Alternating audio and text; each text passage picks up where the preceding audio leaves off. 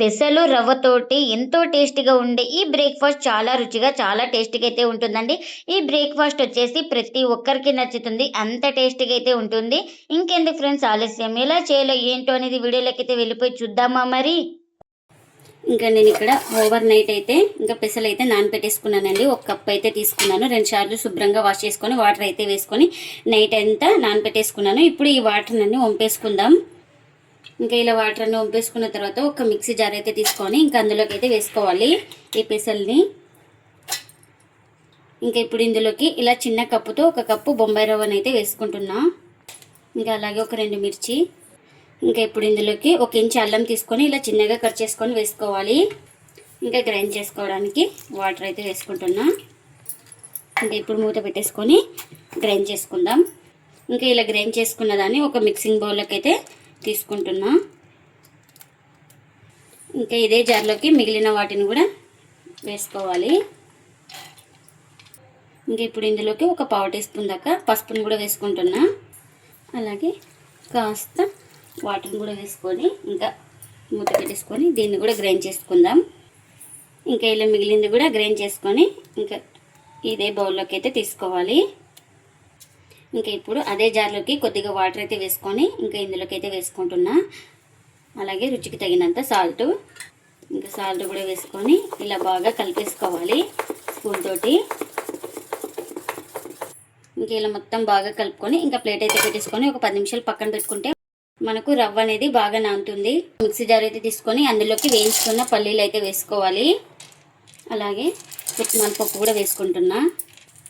ఇంకా ఇందులోకి కారానికి తగినంత మిర్చిని తీసుకొని ఇలా కట్ చేసుకొని వేసుకోవాలి. ఇంకా ఇప్పుడు ఇందులోకి రుచికి తగినంత సాల్ట్. ఇంకా గ్రైండ్ చేసుకోవడానికి వాటర్ని కూడా వేసుకుంటున్నా. ఇంకా ఇప్పుడు మూత పెట్టేసుకొని గ్రైండ్ చేసుకోవాలి. గ్రైండ్ చేసిన చట్నీని ఒక బౌల్లోకి అయితే తీసుకుంటున్నా. ఇంకా ఈ చట్నీకి పోపు కూడా పెట్టేసుకున్నానండి. ఆ పోపును కూడా ఈ చట్నీలోకి అయితే వేస్తున్నా. ఇంకా మనకు చట్నీ అయితే రెడీ అయిపోయింది. ఇంకా ఒక 10 నిమిషాల తర్వాత అయితే చూపిస్తున్నాను చూడండి. ఇంకా మనకు రవ్వ కూడా బాగా నానింది. ఇంకా మొత్తం ఇలా ఒకసారి బాగా కలిపేసుకోవాలి. ఇప్పుడు ఇందులోకి ఒక 1/2 టీ స్పూన్ అంతా వంట సోడాను కూడా వేసుకోవాలి.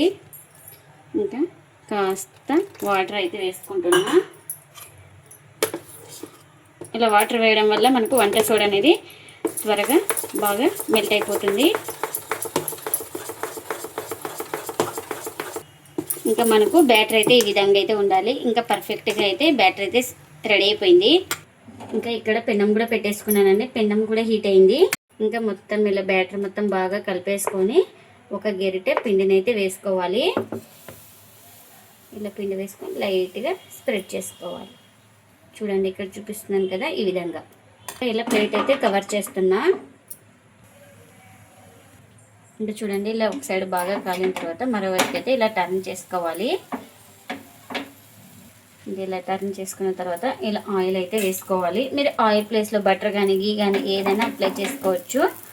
ఇంకా ఈ వైపు కూడా బాగా కాల్చుకోవాలి. ఇంకా చూడండి ఈ వైపు కూడా బాగా కాలింది కదా. ఇంకా ఇదైతే రెడీ అయిపోయింది. ఇంకా ఇలా రెడీ అయిపోయిన దాన్ని ఒక ప్లేట్లోకి అయితే తీసుకుంటున్నా. ఇంకా ఇప్పుడు మళ్ళీ వేసి చూపిస్తున్నానండి. ఇలా మనకు నచ్చిన సైజులో అయితే వేసుకోవచ్చు. ఇలా కొంచెం కొంచెం పిండి వేసుకుంటూ ఇలా స్ప్రెడ్ చేసుకోవాలి. మనకు ఇలా వేసుకుంటే పిల్లలు కానీ చాలా ఇష్టంగా తింటారండి. ఇంకా ఇలా చిన్న చిన్న దోశలు అయితే ఇంకా చూడండి ఇలా మరోవైపుకి అయితే ఇలా నిదానంగా టర్న్ చేసుకోవాలి.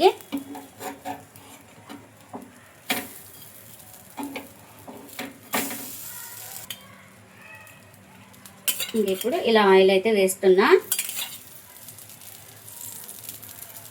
ఇంకా కింద వైపు కూడా బాగా కాల్చుకోవాలి. చూడండి ఇంకా ఇవి కూడా 2 వైపులా బాగా కాల్చుకున్నాను. ఎన్ని అయితే అన్నీ ఇలానే చేసుకోవాలి. పెసలతో ఎంతో టేస్టీగా ఉండే ఈ బ్రేక్ఫాస్ట్ అయితే చాలా రుచిగా చాలా టేస్టీగా అయితే ఉంటుందండి. ఈ బ్రేక్ఫాస్ట్ వచ్చేసి ప్రతి ఒక్కరికి నచ్చుతుంది. అంత టేస్టీగా అయితే ఉంటాయండి. మనం చిన్నగా కానీ పెద్దగా కానీ ఎలా చేసుకున్నా ఇవి చాలా టేస్టీగా అయితే ఉంటాయండి. ఇంకా ఇందులోకి చట్నీ కూడా చేసుకున్నాం కదా, చట్నీని కూడా సర్వ్ చేస్తున్నా.